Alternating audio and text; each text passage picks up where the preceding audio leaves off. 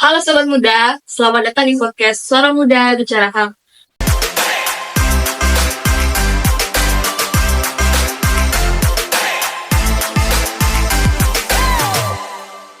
Ruang ngobrol kita seputar isu-isu penting dari dunia kerja dan kemanusiaan. Saya Lastri. Dan hari ini saya tidak sendiri. Saya ditemani oleh beberapa rekan saya, yaitu Ike dan juga Ferry. Serta beberapa narasumber spesial dari dunia industri.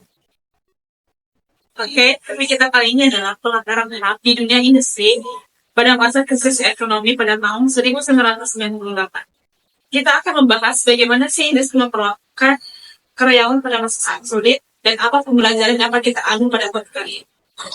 Wawancara ini adalah simulasi berdasarkan riset kami tentang kondisi industri saat krisis ekonomi.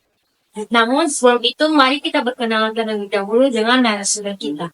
Ada Ibu Agnes, mantan HRD di perusahaan tekstil Jakarta pada tahun 1990. Halo Sobat Muda. Lalu ada Bapak Ciko, mantan karyawan pabrik.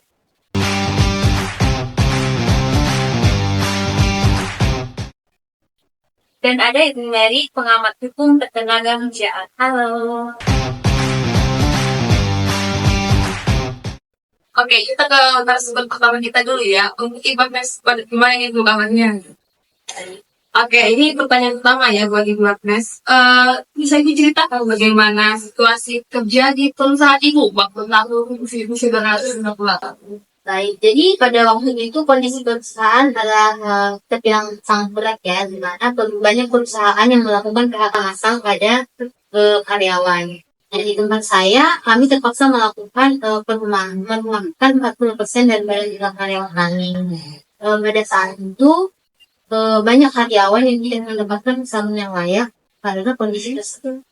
Berarti banyak yang kerja yang tidak terjadi. Baik, benar sekali. Pada saat itu, banyak karyawan yang gajinya ditahan selama berbulan-bulan, bahkan ada gajinya yang tidak dibayarkan.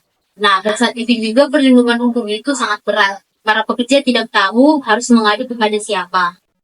Saya akui di sisi manajemen, perusahaan kami lebih berfokus menyelamatkan bisnis daripada memperhatikan hak daripada pekerja di perusahaan. Ternyata seperti itu ya, Bu. Kalau begitu kita coba beralih ke Bapak Ciko. Menurut Bapak Ciko sebagai mantan karyawan, bagaimana rasanya bekerja di situasi seperti itu?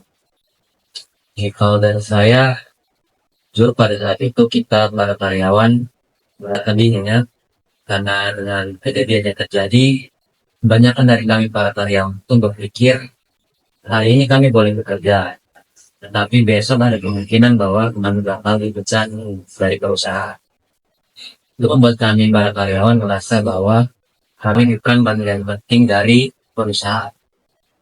Padahal pekerjaan kami itu adalah untuk memajukan perusahaan.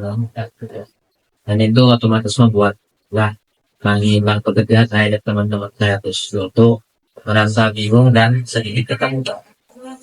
Oke, nah dari kasus yang Bapak sampaikan tadi, menurut Bapak maka ada pelanggaran HAM dari situasi tersebut, Pak? Kalau pelanggaran HAM tentu saja. Yang pertama, pelanggaran HAM yang menurut saya terjadi itu adalah kami kehilangan hak kami untuk menerima informasi yang seharusnya kami terima. Pemberlakuan terhadap kami dari perusahaan pun menurut saya itu sedikit dilanggar. Karena apa yang menurut kami para karyawan wajib untuk kami ketahui, justru dari pihak perusahaan mereka menutup-tutupi apa yang seharusnya kita hormati kepada kami. Oke, terima kasih untuk Bapak Ciko yang sudah menyampaikan pendapatnya. Nah, sekarang kita ke Ibu Mary sebagai pengamat hukum di sini. Bagaimana sih Ibu melihat perlindungan hak pekerja pada masa ini? Kita sebagai masyarakat itu bisa mendorong suatu praktik industri untuk lebih beretika dan berdasarkan hal itu bisa dengan dimulai dengan kehidupan sehari-hari. Selain itu, kita sebagai konsumen kita lebih sadar dan efektif dan kreatif untuk memulai suatu produk di perusahaan yang menjaga hak pekerja dan hubungannya. Nah, kita juga bisa nih menyuarakan kritik atau dukungan kita terhadap suatu praktik industri di media sosial. Dan itu juga kita juga minta ikut serta atau kita juga bisa ikut serta dalam kampanye untuk menuntut keadilan yang ada di Indonesia ini. Nah, selain dari yang saya sebutkan itu, yang paling pentingnya itu tuh kita bisa menyebarkan informasi-informasi tentang pentingnya hak dan HAM dan beretika dalam kehidupan kita sehari-hari dan juga kepada orang-orang sekitar. Apakah sekarang kondisi itu membaik? Untuk perbaikan sudah ada pastinya. Tapi untuk kasus pelanggaran hak ini, apalagi dalam dunia kerja, itu kan sangat sering terjadi. Terutama itu pada saat pandemi COVID kemarin. Kalau kita kembali beberapa tahun yang lalu, pada saat pandemi itu sangat banyak sekali usaha-usaha yang tiba-tiba bangkrut atau usaha yang putus terdekat. Nah, pada saat ini, kasus PHK secara langsung dan potongan gaji itu kembali lagi tumbuh.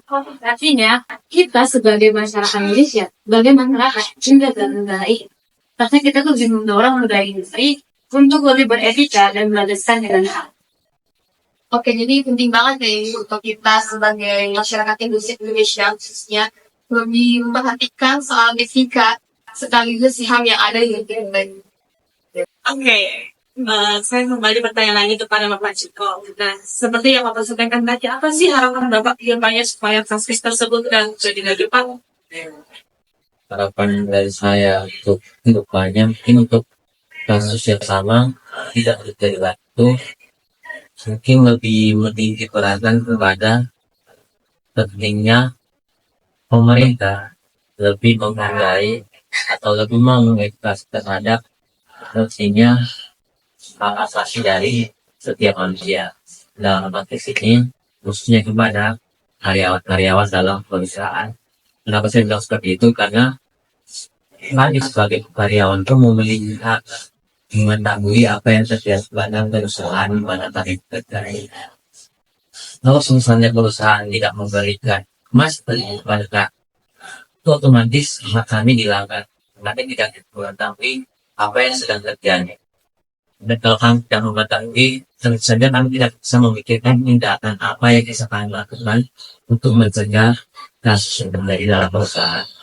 Mungkin kalau untuk kepada masyarakat, saya seperti yang tadi jadi bahwa kita itu harus lebih menghargai terhadap hak dari setiap manusia. Ini kita bisa melakukannya dengan menyebarkan informasi tentang industri atau perusahaan-perusahaan yang dimana itu mereka lebih menghargai hak dari karyawan mereka.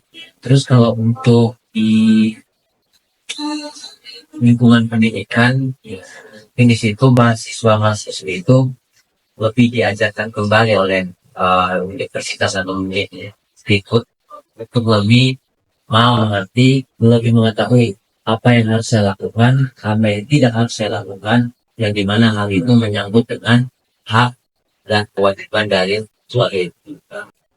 Dan termasuk Meksiko berarti dia sekali ya Pak dari perlindungan hak dari setiap individu juga dan sebagai warga negara mendapatkan hak kita masing-masing. Nah, sekarang saya ingin bertanya kepada Ibu Agnes. Tadi Ibu Agnes menyampaikan bahwa ada gaji karyawan yang ditunda bahkan tidak dibayarkan. Nah, dari karyawan sendiri, apakah ada aksi protes atau demo terhadap perusahaan atau bagaimana? Lalu bagaimana respon perusahaan untuk menanggung? Baik, jadi pada saat krisis tahun 1998 tidak ada aksi protes atau aksi demonstrasi besar dari karyawan kepada perusahaan kami. Nah, pada saat itu perusahaan kami itu berfokus pada stabilitas operasional dan keamanan, serta komunikasi yang intensif dan internal kepada karyawan untuk meredam rasa kekhawatiran karena masalah ekonomi yang sulit pada saat ini.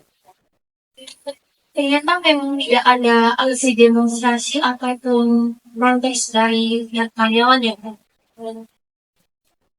Oke, pada pertemuan kali ini ada saya susulkan dari kasus yang oleh Bapak sampaikan dan Ibu sampaikan, yaitu pentingnya perlindungan hak terutama pada pekerja, di mana pada masa saat ini masa pensiun itu semakin meningkat digunakan memotong perusahaan dan memotong setiap gaji para karyawan.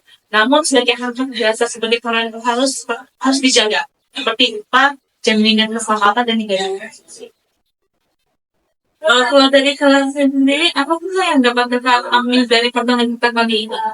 Oke, kalau dari saya sendiri, sini kita bisa melihat kalau misalkan perusahaan itu perlu melibatkan karyawan ketika ini menentukan, misalnya kita perlu melibatkan perwakilan maupun serikat kerja. Dan di sini perusahaan boleh lebih transparan ketika mengalami beberapa kondisi ataupun kondisi-kondisi yang mungkin perlu disampaikan kepada karyawan-karyawan.